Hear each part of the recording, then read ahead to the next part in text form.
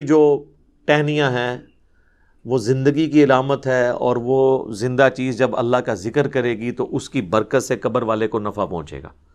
اب یہ سب کچھ ایکسپلینیشن ہے، اس حدیث میں یہ الفاظ نہیں ہے، اور اس ایکسپلینیشن کے ساتھ آپ اختلاف بھی کر سکتے ہیں۔ اس کی وجہ یہ ہے کہ چیز کوئی ہری ہو یا سوکھ جائے، دونوں حالتوں میں اللہ کا ذکر کرتی ہے۔ سورہ بنی اسرائیل میں آیا نا کہ کوئی ایسی چیز نہیں ہے جو اللہ کی حمد کے ساتھ اس کی تسبیح نہ کرتی ہو، مگر یہ کہ تم اس کی تسبیحات کو سمجھ نہیں سکتے۔ سورۃ الرعد میں آیا کہ یہ جو بجلی گرجتی ہے الرعد، یہ بھی اللہ کا ذکر کرتی ہے۔ صحیح بخاری کے اندر موجود ہے، حضرت عبداللہ ابن مسعود کہتے ہیں کہ بعض اوقات ہم اللہ کے محبوب صلی اللہ علیہ وآلہ وسلم کے ساتھ کھانا کھا رہے ہوتے تھے تو وہ جو لقمہ ہم اٹھاتے تھے ہم اس کی تسبیح کی آواز بھی سنتے تھے، یعنی حضور علیہ السلام کی موجودگی کی برکت سے یہ معجزہ عام لوگوں پہ بھی ظاہر ہو جاتا تھا، وہ اسے آبزرو کر لیتے تھے۔ تو کوئی خشک چیز ہو یا کوئی تر ہو، ہر چیز اللہ کا ذکر کرتی ہے۔ بعض محدثین کا یہ موقف ہے کہ یہ حضور کے ہاتھوں کی برکت ہے کہ آپ علیہ السلام نے اپنے مبارک ہاتھوں سے وہ ٹہنیاں لگائیں اور اس کی وجہ سے ان کے عذاب میں تخفیف ہو رہی ہے، تو یہ بات زیادہ وزنی لگتی ہے۔ بہرحال اس سے اصل ثابت ہو گئی کہ آپ ٹہنی لگا سکتے ہیں۔ پھول ڈالنا یہ تو فضول خرچی ہے، کیونکہ وہ تو آپ نے خرید کے ڈالنے ہیں اور پھر آپ کے وہ کام بھی نہیں آنا ہے۔ ٹہنی تو پھر بھی جو آپ تشریح کرتے ہیں کہ جب تک ہری رہیں گی وہ تو ہری رہیں گی، پھول تو کچھ عرصے کے بعد ویسے ہی خشک ہو جانے ہیں، آپ کا مقصد پورا نہیں ہوگا، تو ٹہنی ہی لگائیں، اتنی دور کا قیاس نہ کریں۔ اور پھر پھولوں میں ایک رسپیکٹ والا معاملہ بھی آ جاتا ہے، اور اسلام میں قبروں کی یہ والی رسپیکٹ نہیں ہے کہ لوگ جو ہے وہ اس کی اس قسم کی رسپیکٹ کریں۔ ویسے تو ہر مسلمان کی قبر کی رسپیکٹ ہے، صحیح مسلم میں حدیث ہے کہ کوئی کسی مسلمان کی قبر پہ بیٹھے اس سے بہتر ہے کہ انگاروں پہ بیٹھ جائے، یعنی قبر کی آپ توہین نہیں کر سکتے، وہ اپنی جگہ ہے، لیکن اس طرح کی رسپیکٹ بھی نہیں کر سکتے کہ معاملات اتنے آگے چلے جائیں۔ اور عموماً جو قبروں کے اوپر چادریں چڑھائی جاتی ہیں یا یہ پھول ڈالے جاتے ہیں وہ اس قسم کی رسپیکٹ ہے، اور اس طرح کی رسپیکٹ تو نبی علیہ السلام نے اپنی قبر کے بارے میں فرمایا۔ مسند احمد میں حدیث ہے، اللہم لا تجعل قبری وثنا یعبد، اے اللہ میری قبر کو ایسا بت نہ بننے دینا کہ لوگ اس کی پرستش شروع کر دیں۔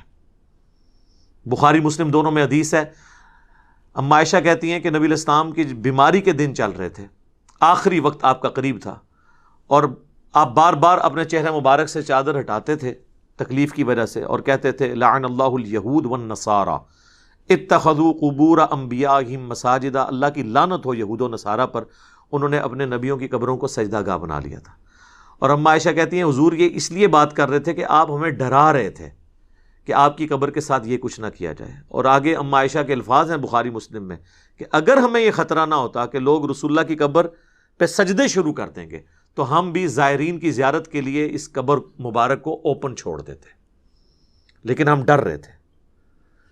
تو اس طرح کی رسپیکٹ نہ ہو کہ جس میں معاملات بہت آگے چلے جائیں۔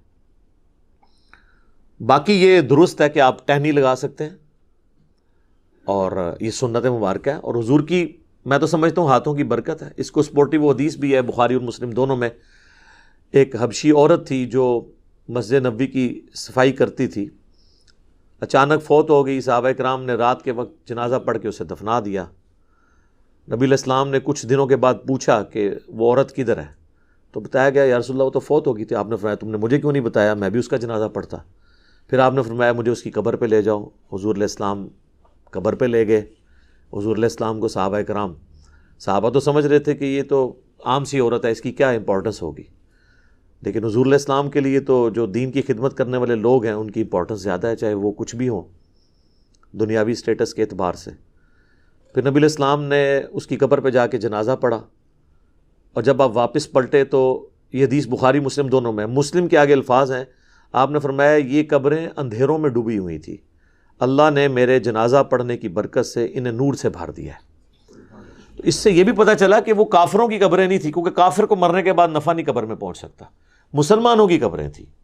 اب میں صحابہ نہیں کہتا، آپ لوگ گستاخی کا فتویٰ لگا دیں گے، اس زمانے کے جو بریلوی دیوبندی اہل حدیث ہوتے تھے ان کی قبریں تھیں۔ اب یہی مجھے کہنا پڑے گا مجبوراً، ٹھیک ہے، حضور کے زمانے کے۔ تو آپ علیہ السلام کی دعا کی برکت سے یہ معاملہ اس طرح کا ہو گیا۔ تو یہ ٹھیک ہے، آپ قبر پہ جا کے بھی جنازہ پڑھیں. اور دیکھیں آٹومیٹکلی اللہ تعالیٰ نے میت کو نفع پہنچانے کے لیے یہ پھولوں والا کام کرنے کی ضرورت نہیں, کئی اور طریقے رکھ دیے ہیں. صحیح بخاری اور مسلم دونوں میں حدیث موجود ہے کہ ایک مسلمان کے دوسرے مسلمان پہ 5 حق ہیں, 5 حقوق ہیں. ان میں سے ایک یہ ہے کہ جب وہ مر جائے تو اس کا جنازہ پڑھے. تو جنازہ پڑھے گا تو اس کے لیے دعا کرے گا اس میں, تو وہ نفع اسے پہنچے گا. تو پھول ڈال کے ضرور نفع پہنچانا ہے. پھر سنن ابی داؤد میں حدیث ہے جب اپنے بھائی کو دفنا چکو تو اس کی قبر پر کھڑے ہو کر دعا کرو, قبر کے اندر جو سوالات ہیں ان کے جوابات میں استقامت کے لیے, یہ بھی اس کے لیے نفع ہے. پھر اس کے بعد بھی جب آپ کبھی قبر پہ جائیں تو صحیح مسلم میں موجود ہے آپ نے قبرستان والوں کے لیے دعا کرنی ہے, السلام علیکم اہل الدیار من المؤمنین والمسلمین وإنا ان شاء اللہ بکم للاحقون نسأل اللہ لنا ولکم العافیہ. اے جو مسلمان مومنین اور مسلمین یہاں پہ جتنے بھی لوگ دفن ہو, تم پر سلامتی ہو. ہم بھی اللہ نے چاہا تو عنقریب تمہارے پاس آنے والے ہیں مر کے. ہم اللہ کے حضور تمہارے لیے اور اپنے لیے عافیت کا سوال کرتے ہیں. تو یہ دعا کا بھی نفع ہے. وہ آپ نے قبرستان جب بھی جانا ہے دعا کرنی ہے تو وہ بھی نفع اس کو پہنچ رہا ہے.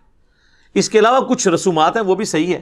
جس طرح صحیح مسلم میں حدیث ہے کہ حضرت عمر بن عاص کی جب موت کا وقت قریب آیا, تو بڑی لمبی وہ حدیث ہے, اور یوٹیوب پہ میرا کلپ بھی ہے عمر بن عاص کی موت, تو اس میں وہ کافی دردناک حدیث ہے. اس کے اینڈ پہ الفاظ ہیں جب میں مر جاؤں تو میری میت کے ساتھ کوئی نوحہ کرنے والی عورت نہیں لے کے جانی, ساتھ نہ کوئی آگ لے کے جانی ہے, اور جب مجھے دفنا چکو تو میری قبر پر پانی چھڑک دینا.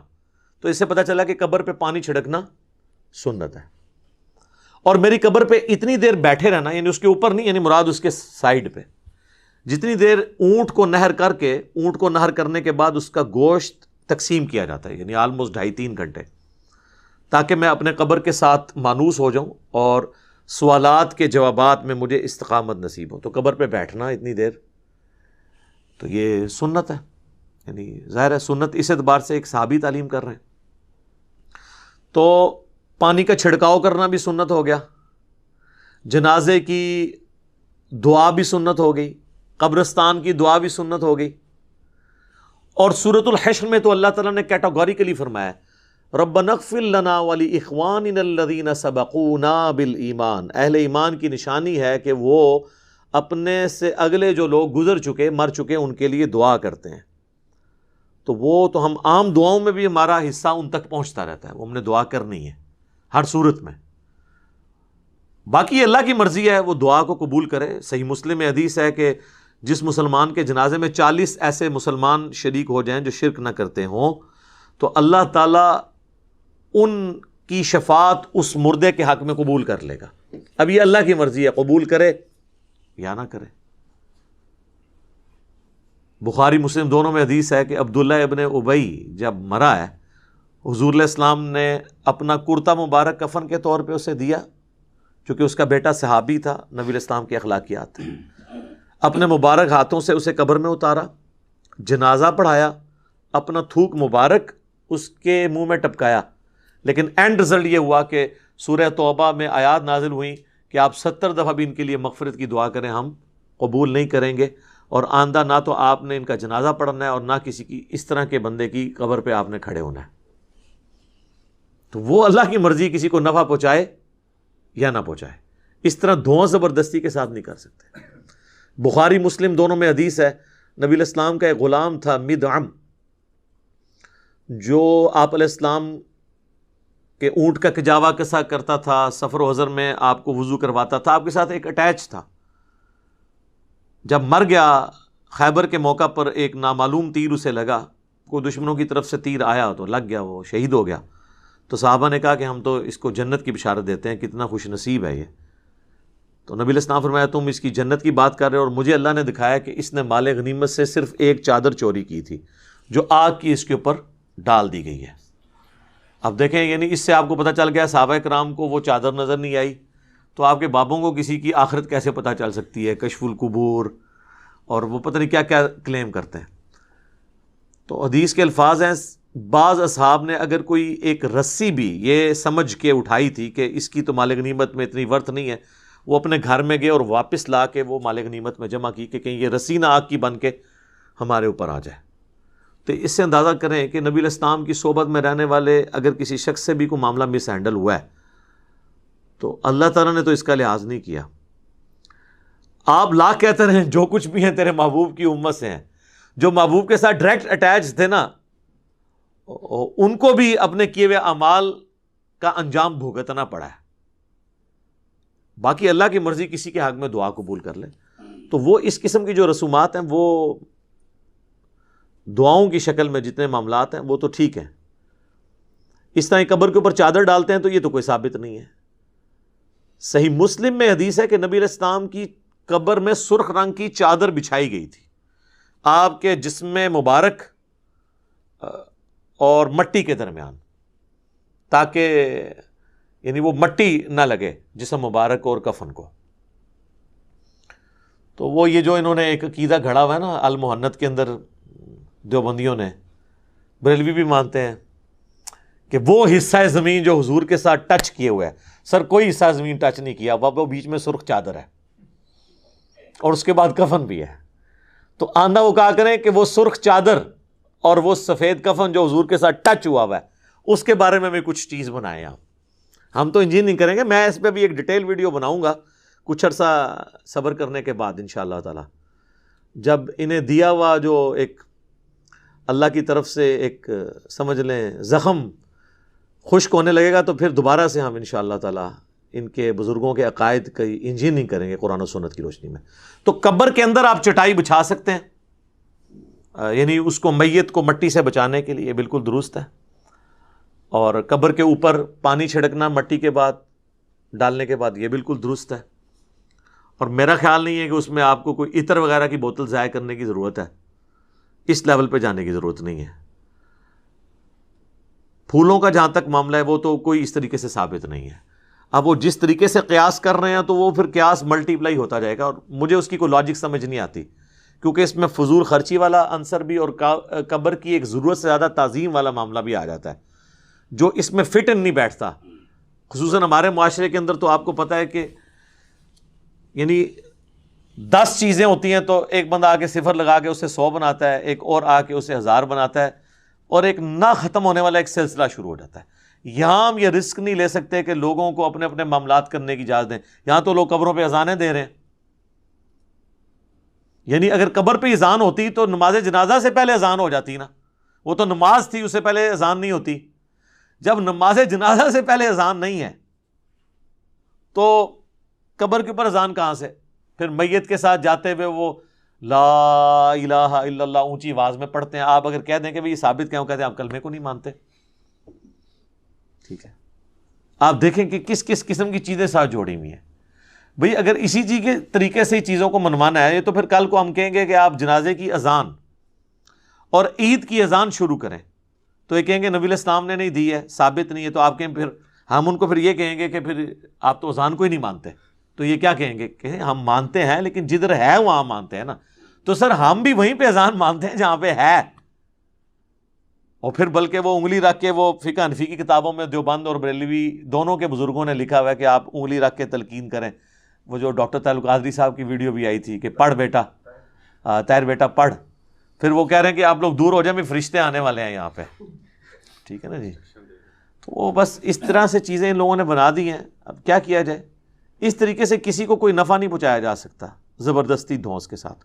میت کے لیے دعا کریں، صحیح مسلم میں حدیث ہے کہ مرے ہوئے شخص کو، میت کو صرف 3 چیزوں کا ثواب پہنچتا ہے۔ نمبر 1 صدقہ جاریہ، اس نے اپنی زندگی میں کوئی ایسا کام کیا جو بعد میں بھی جاری ہے۔ کسی نے کوئی مسجد میں پنکھا لگوا دیا، کوئی چٹائی بچھا دی، اور وہ بعد میں بھی لوگ اس سے نفع اٹھاتے ہیں۔ قرآن ترجمے والے رکھوا دیے مسجد کے اندر۔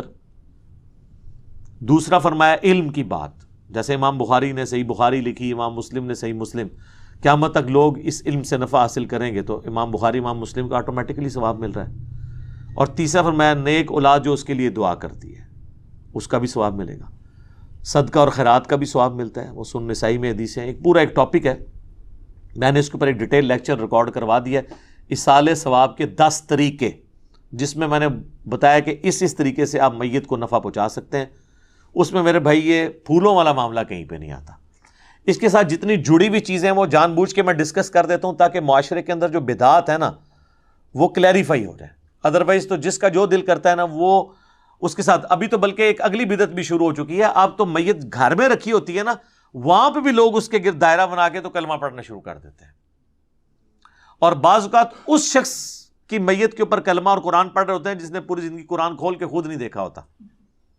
تو اللہ تعالیٰ کو آپ کے اس قرآن پڑھنے سے کیا انٹرسٹ ہوگا جس شخص نے اپنی زندگی میں قرآن کو سیریس نہیں لیا. باقی دعا کریں, اللہ سے امید رکھیں, حسن ظن رکھیں کہ اللہ تعالیٰ اس کے لیے کوئی عافیت والا معاملہ فرمائے گا. لیکن ہمارا کام ہے ان چیزوں کو ہائی لائٹ کریں تاکہ اگر کسی کی اصلاح کا کوئی پہلو نکلتا ہو تو نکلے. باقی دعا زبردستی کے ساتھ تو ہم چیزوں کو بنوا نہیں سکتے. تو میں نے یہ ایک اوور آل ایک چیزیں کلیئر کر دی.